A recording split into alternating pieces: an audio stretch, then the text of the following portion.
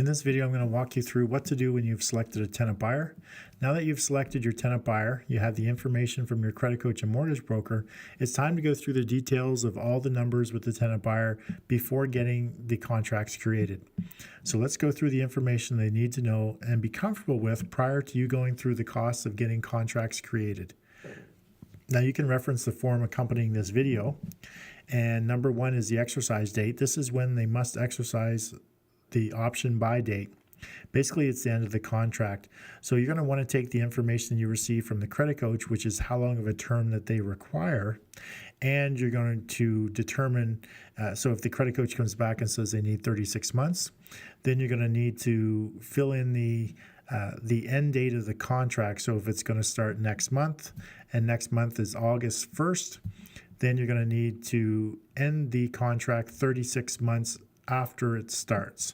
So you're going to need to figure out what that month is, what that date is, and enter it into the exercise date in number one. Now, number two is the amount of the initial option money that they're going to give you. So basically their down payment. So in our example, we indicated that there's a minimum of $10,000 required, but how much are they actually committing to giving you? Maybe they're going to commit to giving you $20,000 or $30,000. Whatever they've committed to giving you is the number that you're actually going to put in number two. Now, number three is the first and last month's rent or first month's rent and security deposit, whatever your state or province allows for. Now, this is standard on any rental lease because remember, it is still a lease and it's still governed by the rental rules for your area. So for me in Alberta, since I descended on $1,900 rent, for our example, then I'm allowed to collect an equal amount in the security deposit. So in number three, I'm going to enter in $3,800. Now, people often think they don't have to pay a security deposit or last month's rent in a rent-to-own because they're giving a down payment. Now, remember, this is the rent or the lease, and the security deposit has nothing to do with the initial option. Remember, they're two separate contracts. So should they buy the place as they intend to do, you can just let them know that they get this money back in full when the deal closes. Now, number four is the rent amount. That is straightforward. For our example, we just enter the $1,900 on that line.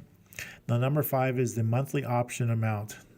Now, in our example, we decided on $300 per month for the monthly option amount because the individual needed a minimum of $10,000. But that number is really going to depend on what you actually calculate for your monthly option amount based on the amount of a down payment they give you. So if they only give you $10,000, then you're going to enter $300. If they're going to give you $30,000, then maybe you're going to only enter $50 or $100.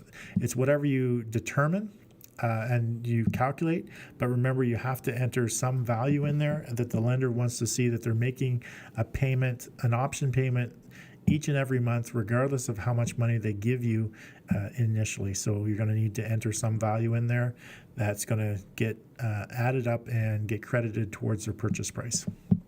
Now, number six is the purchase price at the end of the term. So if you recall in our example, we used $374,000. And number seven is the amount of the initial option consideration that you'll credit towards the down payment if they buy the home. Generally, this equals line two, but it's not always the case. But for our example, where we selected $10,000 initially, we're going to credit them back the full $10,000. So we're going to enter $10,000 on that line.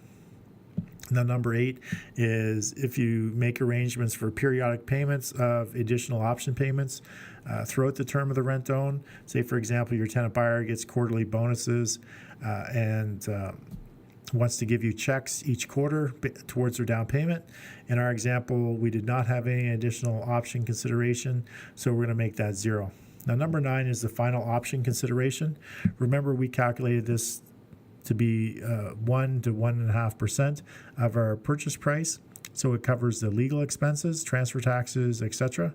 So in our example, we wanted to use rounded up to $4,000. So here we're going to enter a value of $4,000. Now, number 10 is the tenant insurance.